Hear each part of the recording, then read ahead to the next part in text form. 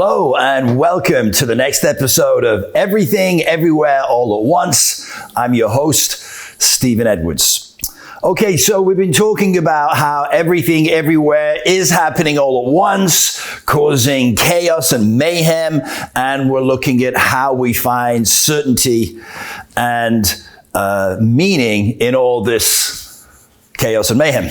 And we've talked about how the transformation of our species, of the human race, is going to be driven by our transcending being a mostly mind-driven consciousness to a heart and intuition-driven consciousness, which is going to allow us to do things that we've never been able to do before. Because relatively speaking, the heart and intuition are able to do things that the mind just cannot. The mind, relatively speaking, is slow, that we can only think 12 thoughts a second, whereas our heart and intuition allow us to use quantum mechanics, quantum theory, quantum physics. In that, our heart and intuition can see everything, everywhere, all at once, and allow us to make decisions at the speed of light, and make decisions based on every possibility that we can't possibly see from our limited perspective, particularly in the mind. Okay, so this is important right now because maybe more than ever, people are saying, well, that sounds really nice, Stephen, utopia, all wonderful, or all at peace, and that's all great, but that's not reality we live in right now. I know.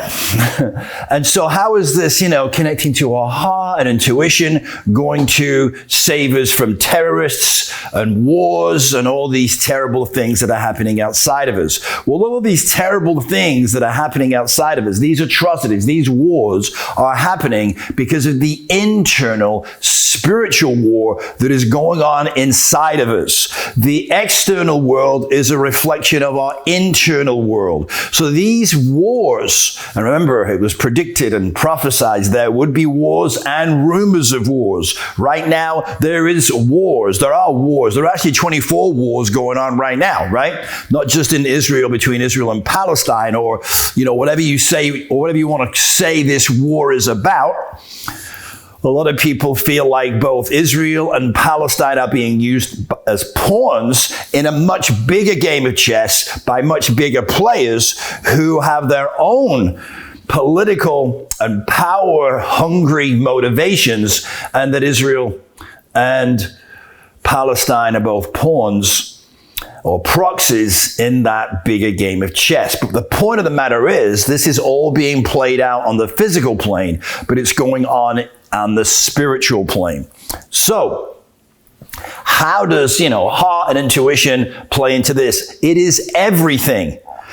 Doing what we're talking about here, getting connected to our heart and intuition, is the absolute only way this is ever going to be resolved. Otherwise, we're just pushing or kicking the can down the road, and it's never going to go away.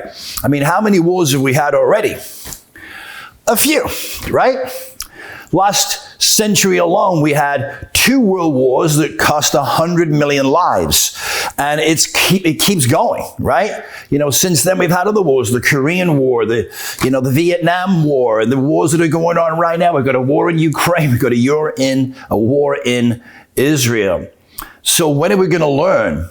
Well, what we keep trying to do, and as you listen to people right now, all they're doing is trying to figure out who's right, who's wrong, and how we can intellectually create a resolution. It will never happen, right? The only way we're going to transcend that is to transcend it by getting to a higher level of consciousness. And that higher level of consciousness is in our heart and intuition.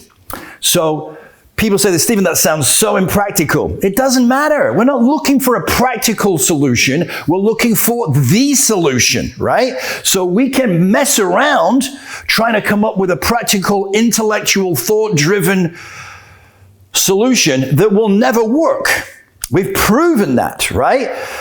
This is being held out to us to say, you must make this transition. We must transcend. We must transform into a new species. And the only way to get there is through our heart. Did I say that already? Okay, good. So these wars that are going on, it took another level, or went to another level, obviously on October the 7th, right? 2023.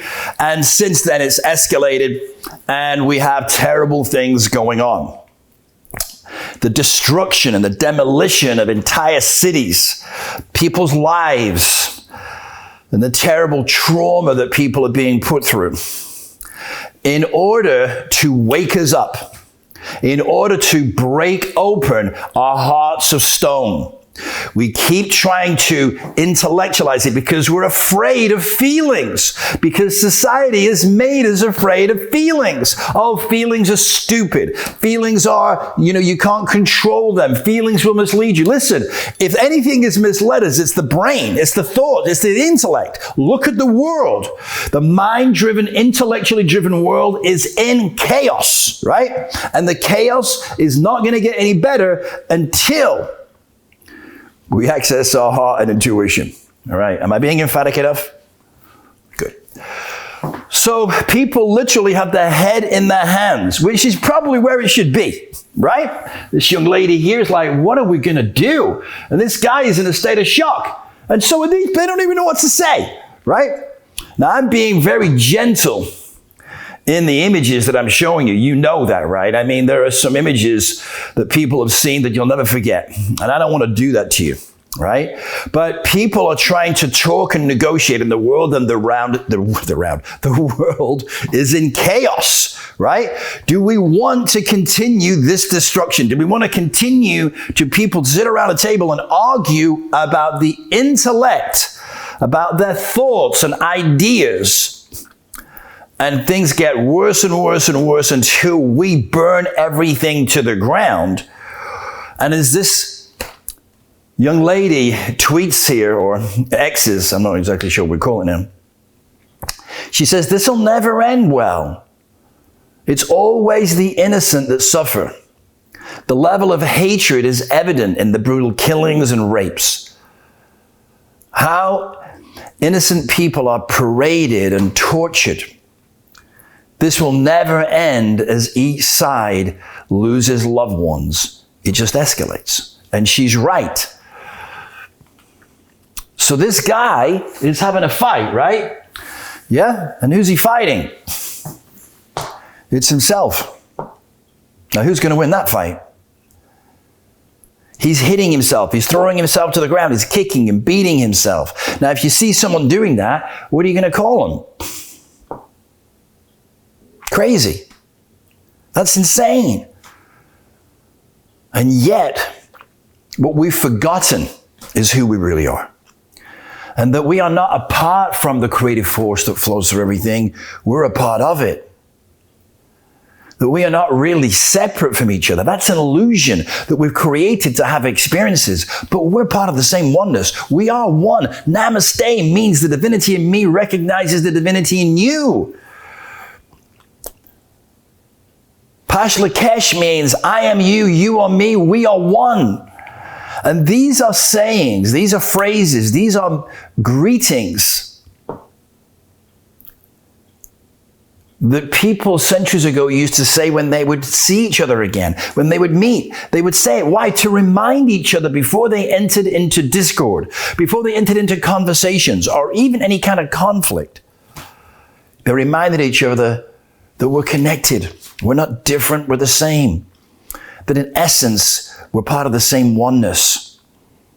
And when they left, they would say the same thing. Namaste, Pashlakesh, and other phrases. There are many of them that we've forgotten because we've forgotten who we are and we've forgotten our connection to each other. And we've gone insane. In all the ancient pictures, if you look at the murals and the frescoes that were created, Michelangelo and the Sistine Chapel, you often see them with a finger up, which means we're one. We're all one. And this young girl knew that. Of course, she's the heart of the problem, though, right? She's the cause of she's the right? I mean, what? Look at this sweet little girl. And you go, well, where's she from? You might say, well, Palestine. Well, you don't know that. There's just a flag behind her. There's so many things that are happening in our world that we're jumping to conclusions. We're jumping to judgment. What we really need to do is connect with our heart. What about this young man? Is he a terrorist? Hopefully not. And hopefully he doesn't become one. But if we keep killing each other, we kill his family, kill his parents and his friends, and destroy his community, he probably will become a terrorist, right? Someone who is fighting for what they believe is their freedom. Or maybe they're angry because everything they've ever loved has been taken away from them. As these two young children sit and look at the city of which they live in and being destroyed, does that have impact? Is that going to change them?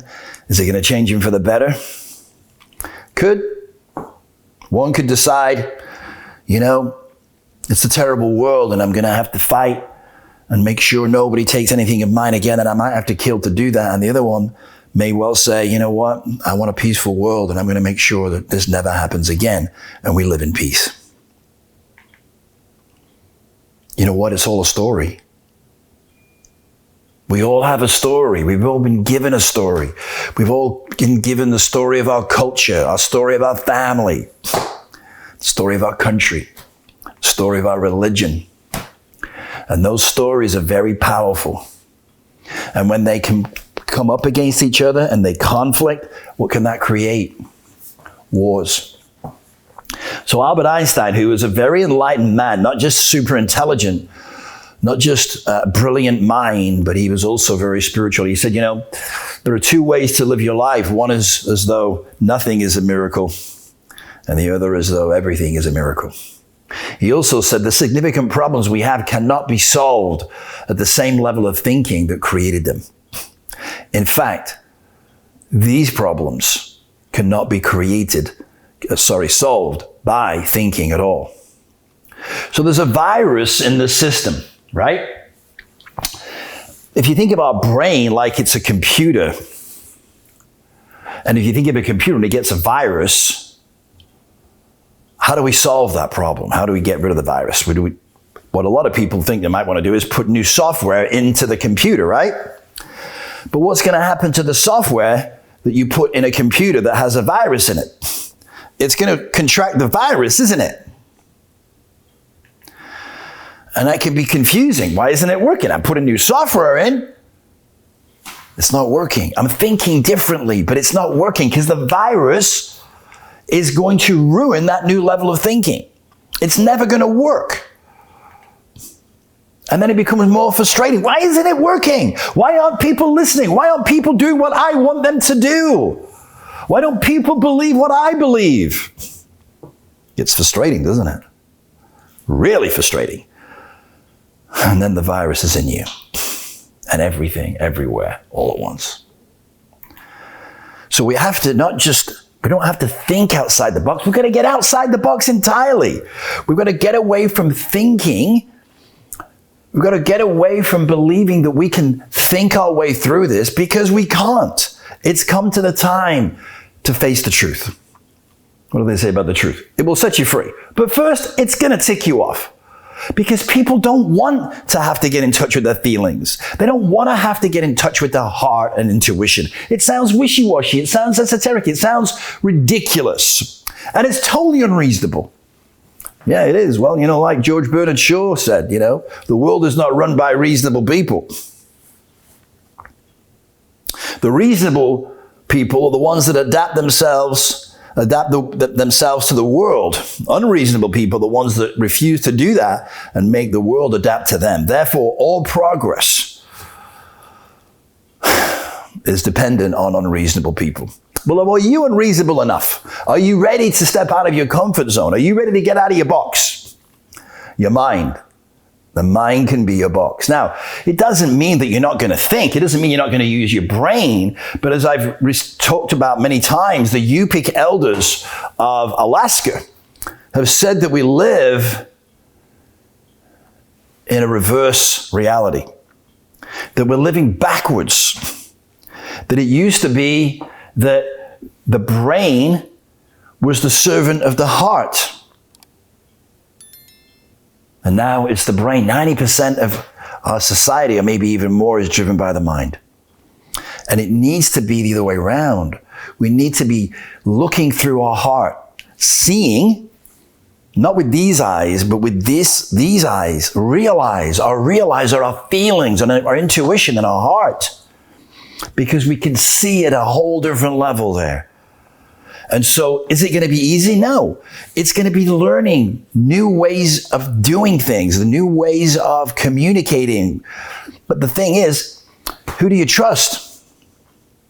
It's getting harder to do that, isn't it? In the external world, it's becoming so chaotic. There's so much fake news. Everything is fake. Where's the truth? Where is what is real? And that is inside of you. It's all part of the plan. It's all part of the journey. It might not be comfortable, but listen, life begins at the end of your comfort zone. The next level of consciousness is beyond belief. It's beyond the mind. You got to get out of your mind. Some people go, well, I don't have a problem with that because people say I'm out of my mind now. Well, good. All right. So we have to stop letting our mind control our reality. You know, in the movie The Kingdom, with Jamie Foxx, at the end of the movie, it's a war, right?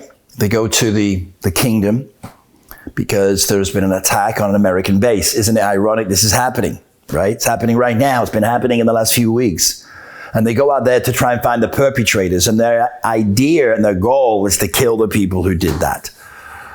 But what they realize in the end, and there's a split screen at the beginning of the movie where one of the girls in the movie says something to Jamie Foxx. She whispers in his ear. And you don't hear what she says. And at the end of the movie, the soldiers burst in a room and there is a group of people. And there's an elderly man sitting there with a young boy. And the soldiers come in, the American soldiers come in, and everyone's sitting there scared. And then the elderly man, whispers something in the ear of the boy. And at the end of the movie, they show the split screen of the young woman saying something in the ear of Jamie Foxx and him responding to her. And you hear what was said and you hear what the elderly man said to the young boy. And they both said exactly the same thing. We're going to kill them all.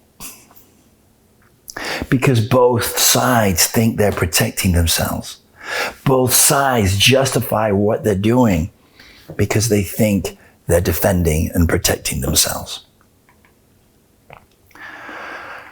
So first they came from the socialists, and I did not speak out because I was not a socialist. Then they came for the trade unionists, and I did not speak out because I'm not a trade unionist. Then they came for the Jews, and I did not speak out because I was not a Jew. Then they came for me. And there was no one left to speak for me. Nathan Niemöller. He was a German pastor who was imprisoned by the Nazis for his opposition to their policies. He wrote this poem after the war to reflect on his own silence in the face of the Nazi persecution of different groups of people. The quote is a powerful warning about the dangers of indifference and inaction in the face of injustice. It reminds us that when we allow one group of people to be persecuted, it sets a dangerous precedent that can lead to the persecution of others. The quote is often used today to speak out against all forms of intolerance and discrimination. It is a reminder that we all have a responsibility to stand up for what is right, even when it is difficult. Now, the irony is that's when people fail to speak out for the Jewish race. And we must now do the same for both races and all races. This is not about making either side right or wrong. This is about breaking old patterns of behavior. If you think about a disk that goes into a computer or AI and it has all this information in it, if we scratch across the surface of that disk, is it ever going to play it the same way again? No, we've broken its pattern. And so we have to break these patterns, but we have to start over. The scratches have to be so radical that we get out of our mind and into our heart. We have to reconfigure the way we live our lives, reconfigure our minds to be the servant of our hearts. To think in new ways, like this young lady, she's very creative, right? She's thinking in completely new ways. She doesn't dress, look like anybody else, but she's created a unique image. And we must now break through old limitations, old ideas, and live from our hearts. This is not really new. It's an ancient concept. What do the ancients tell us? Live from our heart, speak from our heart. If something is true, it will be heartfelt. Create from our heart. Creativity comes from the heart. And this new world will be created from our heart. And when we create from our heart, and this world becomes our art, which is in the heart, heart, look at the word, we become heartists. I know, amazing. And that's where life is going to be as we move forward. Living from the heart, speaking from the heart. Everything that we decide to do will be a heartfelt feeling so that we can see everything, everywhere, all at once. See what is the best way for us to move forward and not think of the history. Once we get into the story, into the history, we're doomed. Once we get into, well, in 1948 or 1947 or 1967 or 1963, or you did this and you did that, we're in a quagmire, we're in quicksand, and we're never going to get out of it. We've got to be able to see all the possibilities and then decide which one is best. If we keep doing it in a linear fashion, it could take eternity to get where we want to go. So we must create inner peace. We must raise our consciousness before we can create a peaceful world. How? Okay, well, the level of consciousness that got us to where we are will not take us where we want to go, right? And where do we want to go? We want to go to a peaceful world, right? We want to have harmony. We want to live in a loving world. We want to have our heart's desire. Nothing wrong with that. Right? But again, it's going to mean reconfiguring, right? Getting out of our mind. We're all going to take acid. I'm kidding. All right, so what we're going to do is live with compassion. You see, once we've elevated our consciousness, once we see the whole picture, once we see everything, everywhere, all at once, and all the possibilities, and who we really are, which is consciousness, and that's love. And then only one is the best for everybody. And if someone's fighting, we realize that they're both in pain. That we don't have judgment anymore because we recognize that we're all on a journey. We're all on a different journey of forgetfulness, that we have forgotten who we really are, the essence of who we are, which is love, part of the whole, so that we could come into this experience and have experiences that we couldn't have if we remembered who we are, because we'd be fully enlightened. And that anybody, anywhere, who is acting as though they're not connected, that they are in separation.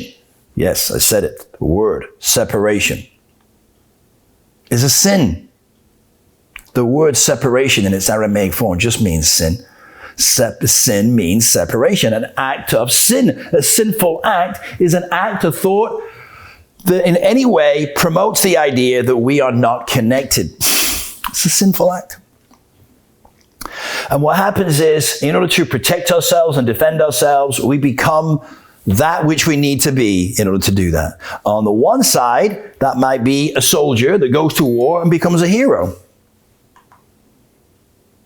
Both of them are heroes, right? Because they're fighting for what they believe in. But the idea of whether it's a hero or a terrorist is simply a matter of perception. Programming. You know, there's a wonderful story by Neil Donald Walsh. It's a parable. It's called the little soul in the sun. And the little soul goes up to God, creator, right? And says, God, I think I know who I am. And God says, you do? Well, who are you? And the little soul says, I am the light. And God said, yes, that's right. You are the light. And the little soul says, well, it's one thing to know I'm the light, but I'd like to experience myself being the light. And God says, well, I shouldn't be surprised because you always were the adventuresome one. Question is, how are you going to do that? And the little soul said, I don't know, you're God, you think of something. So God says, well, there's nothing but light. So in order for you to experience who you are, you'd also have to experience who you are not. Who I am not? What is it what I'm not? Well, what you are not is darkness. Oh, what is darkness? Will I be afraid? Only if you choose to be. Oh, well, if you're going to experience yourself, what aspect of yourself would you like to experience? What? Well, you can experience yourself as being loving. You could experience yourself as being kind. You could experience yourself as being forgiving. And the little soul said, I want to experience myself as being forgiving. Would that be good? And God said, oh, yes, that would be good. But the only problem is there's nothing to forgive. And the little soul got a little sad, said, oh. And just at that moment, another little soul that had come to watch this little soul having a conversation with God stepped out, raised his hand and said, I will do something for you to forgive me for. And the little soul said, you would, but why would you do that? You're such a beautiful, perfect point of light. Why would you lower your vibration to such a low point that you would do something to hurt me, to smite me? And the other little soul said, because I love you. And besides, don't you remember? You and I, we played this game many times before.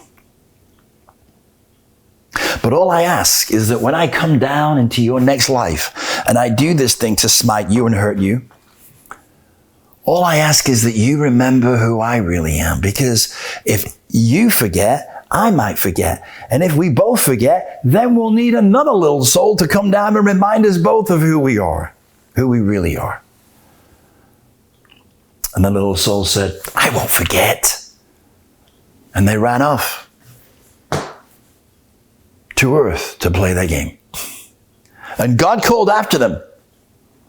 Always remember, God said, I have sent you nothing but angels. I know, it's not easy to see some of these people that have come into your life and smited you as angels, is it? No. It's not supposed to be. It's supposed to be real. What do you expect from God?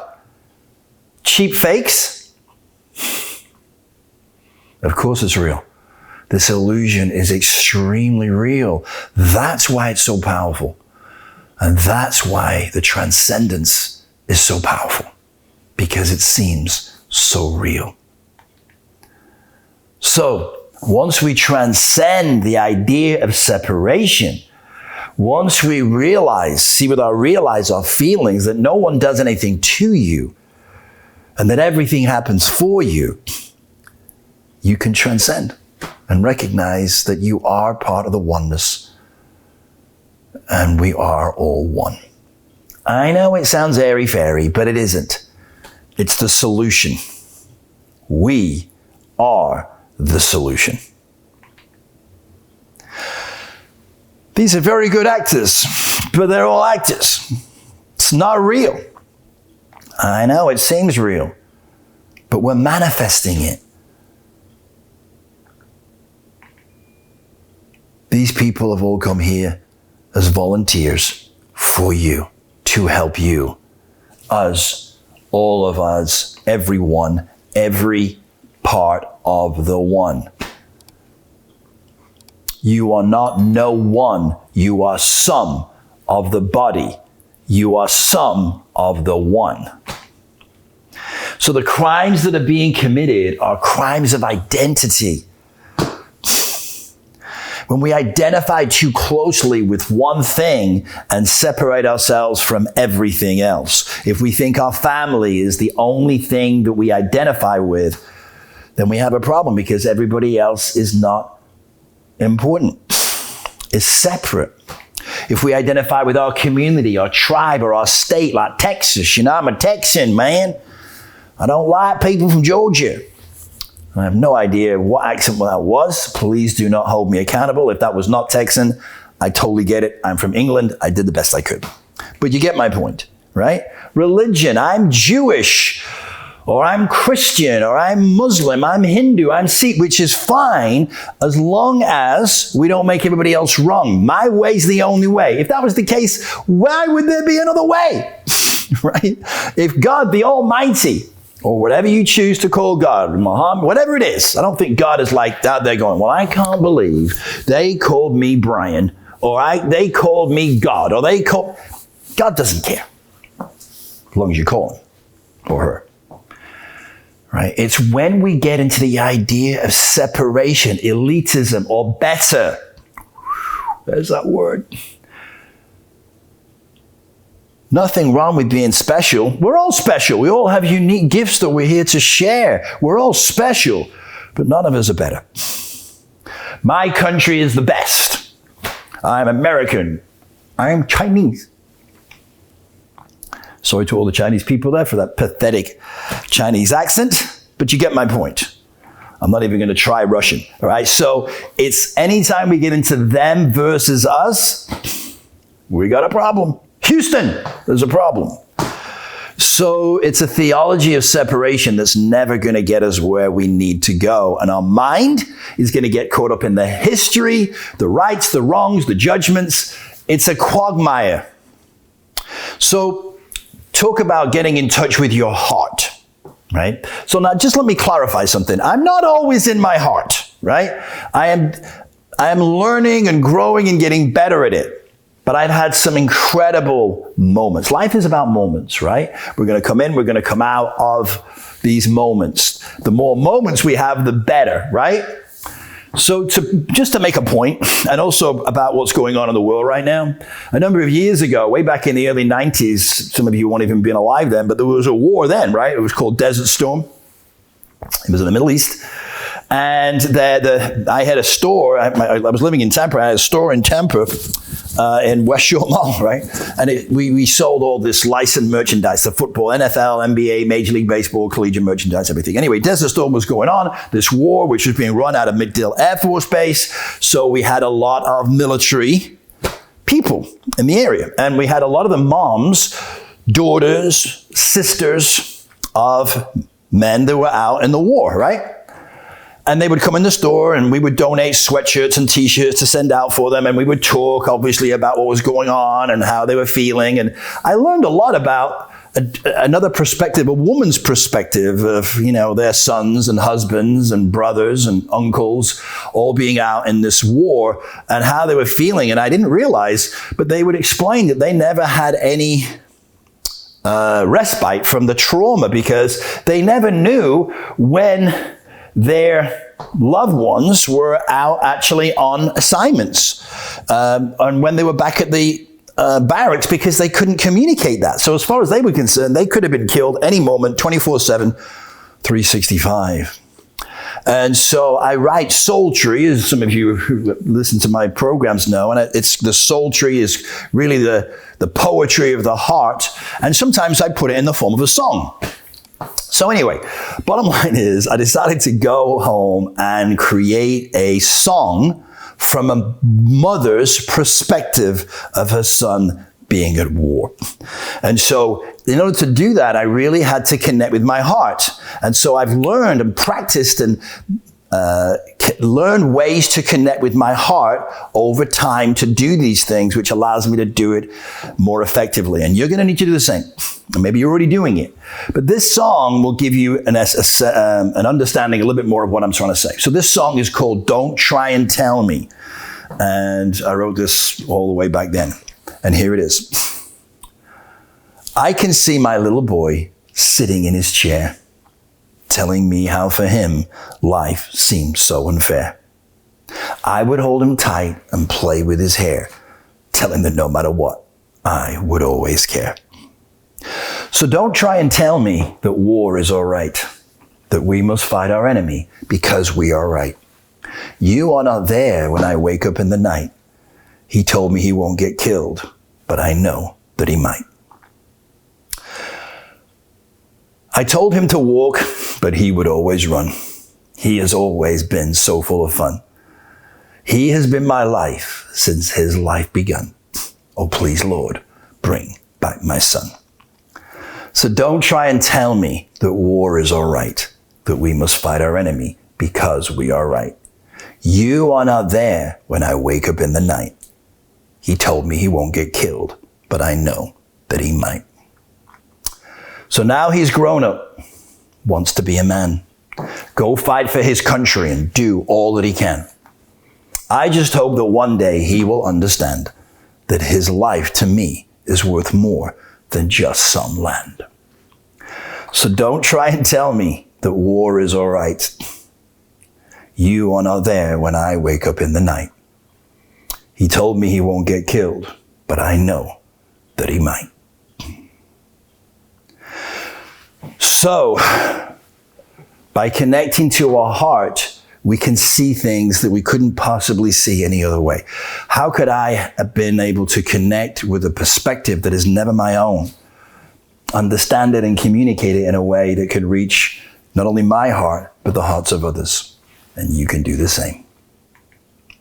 So this heart that we have, we learn over our lifetime to build walls around our heart because it is so sensitive and our feelings are painful.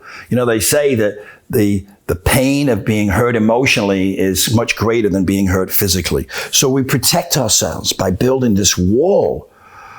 But the wall doesn't just keep people out. Doesn't keep just to keep us safe. It keeps people out. It keeps us locked in, feeling alone and disconnected.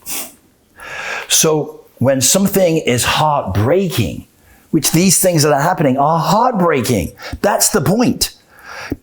It starts to crack open the stone around our heart until you crack open the stone. Your heart is so broken, you surrender to the truth.